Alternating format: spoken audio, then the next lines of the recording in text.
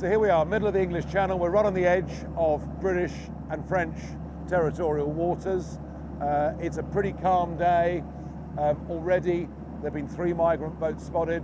All of these are classed as search and rescue missions. But the truth of it is, this is a massive criminal enterprise that is organising all of this, making vast sums of money. We're being humiliated. And the one point that as yet has not been made is this. We have spent, in the last 10 years, nearly £400 million of taxpayers' money to try and deal with this problem. At least 50 million of it has been spent in France, spent giving money to French forces, building fencing, all the rest of it, and they are supposed to stop these boats crossing into British waters. The truth is, and I've got witness evidence, that the French Navy now are actually escorting boats into British waters. Whether we'll get a shot of that today or not, I don't know. But we're out here, it's happening. What is truly incredible, here you've got the shipping lanes. I mean, these little dinghies going through the lanes. I'm absolutely amazed there's not been a collision and a very serious loss of life. There will be before too long. So we're in the middle of the shipping lanes. Mercifully, it's not foggy. We know there is a rib carrying 10 people on it. They've been spotted wearing life jackets. We're now hunting for it.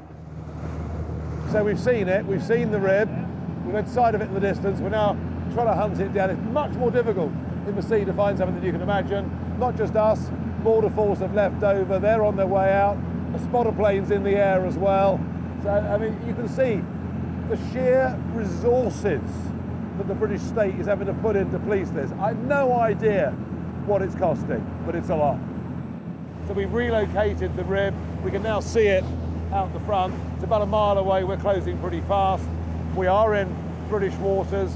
Whether this one was escorted over by the French Navy or not, I can't say. What I can say is all of these people will now be allowed to stay in the United Kingdom. The numbers coming are now at a faster rate than at any point in the last few years, and we're only in the middle of May. If we don't do anything about this, it will be many, many thousands of people this year. And you'll notice 80% of them are young men coming in from all over the world. No doubt they think England is the land of milk and honey. Most of them will finish up working for very unpleasant slave masters, living in near slave conditions. We should be ashamed of ourselves at every level. These people are taking massive risks, but they know the risks are worth it. We've now got the Coast Guard onto us, asking what we're doing. Well, they've declared it a search and rescue mission, but you do get the feeling that they just want border force to come or the lifeboat to come. And it's as if this is a story that isn't to be told. But you know what? Today, we're going to tell it. They're doing about 4.5 knots. We're doing about 11. As you can see, they're about 300 yards, so we're closing. We'll obviously slow down because the weight from this boat's quite big.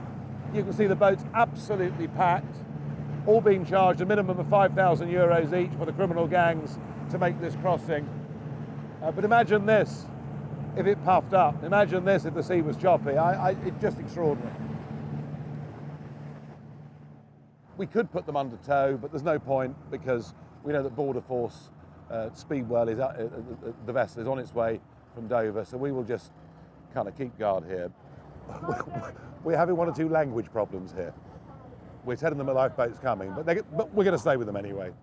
I mean, you can't believe when you see how close the water is to the edge. I mean, how massively overcrowded this is.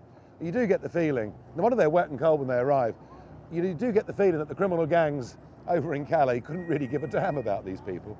Oh, they've lost something, look. They keep losing things. Whoops. They lost a pump earlier, that's a life jacket they've lost. You know, they have told us there are 22 of them. We've offered them water, we've offered them food, they don't want anything. Look out, they've lost something else now. That's the petrol can gone. This is Dover Lifeboat. They've had a very busy morning. There were some vessels picked up earlier on. Obviously, we've seen the spotter planes. We found this vessel first. We've obviously told Lifeboat exactly where we are, given our position. They followed in on that. So they are now coming in to continue the rescue. And they will, in a minute, we'll watch them all being taken on board. And you know, I know a lot of people that work on the lifeboats. I've spoken to a few people that work for Border Force. They don't do this job to be a taxi service for illegal immigrants once they've reached the United Kingdom. And a lot of the guys that are working on these crews are really very disenchanted with the job. You know, they joined it to genuinely save lives, fine, but not for this trade. City of London lifeboat, Dover lifeboat. Okay, so now we have Border Force. This is Speedwell that's come out of Dover. So we've got the lot here really. Us that found it, the RNLI, and now we've got the Border Force. And yeah, it will be in this situation. It'll be Border Force that board them and Border Force that take them in and process them.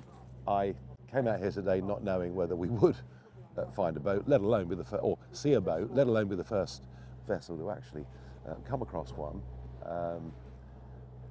It was pretty extraordinary seeing how many people were in it and how much water it was taking in too. And that's in calm conditions.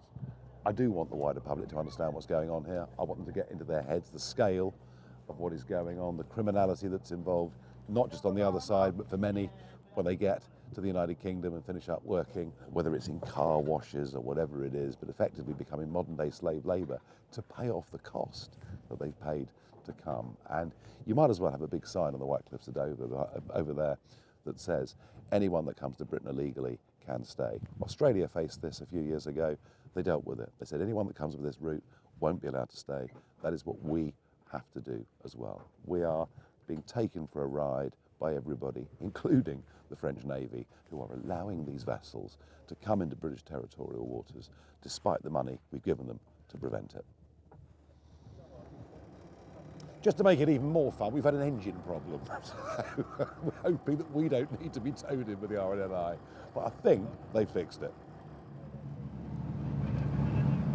We are now going back into French waters. What we know is that a French naval vessel has been seen escorting boats, plural, escorting boats, and they're taking them out of French waters to get them into British waters, then they're off their hands.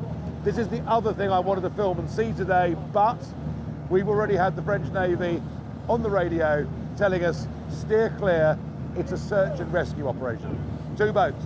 Just had it confirmed that next to that vessel there are 2 boats. You can probably see one on the left there now. So, here's the issue. Here's the issue. They should not be doing this. We paid them tens of millions to stop this. They are acting as an escort for illegal migrants into British waters, then they're off their hands. Because they know we want to go and film this, they've given us a warning on the radio to steer clear. It's a search and rescue operation. They always say that, hey, we've just rescued one ourselves. They don't want this story told, and if we were to get too close to this, I have no doubt the French Navy would board us, be pretty aggressive, and we'd probably finish up spending the night in Boulogne. Yep. This is the handover. So now we have a French naval vessel basically intimidating us. They don't want us getting film of what the French Navy is doing, so that we're, you know, even though we've just left French waters, there is a feeling they don't want us filming their own little rib now with the one full of illegal migrants. And it's just an attempt to cover up the whole story. It's outrageous. So now what the big French vessel has done is come in between us and the migrant boats. Incredible. These migrants do not want to go back to France. There have even been reports of migrants firing flares at the French equivalent of the RNLI, not wanting to be rescued. When they're sinking, they do want to be rescued. But no, and you saw with the boat earlier, when we were trying to speak to the people in the boat, they just kept shouting, England, England. That's what it's about. So you're about to witness what is known in the trade as a handover. It's never been proven before. It's never been out as part of a national debate. There you've seen the escorting of the French Navy of the dinghy into British waters. Their smaller boats staying with them for safety. And now, here we see on the horizon, the British Border Force coming to collect the illegal migrants from the French Navy who escorted them into British waters. That is it. It's a complete and utter outrage.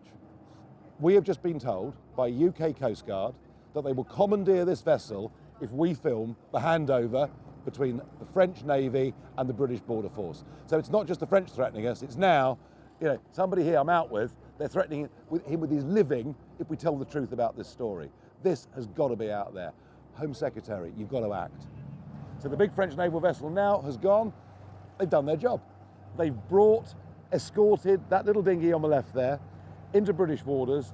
They've now left their own rib off the big vessel just to make sure they're safe until the handover to the border force. This is an outrage. This story has not been told until today, and it really is important. Wow.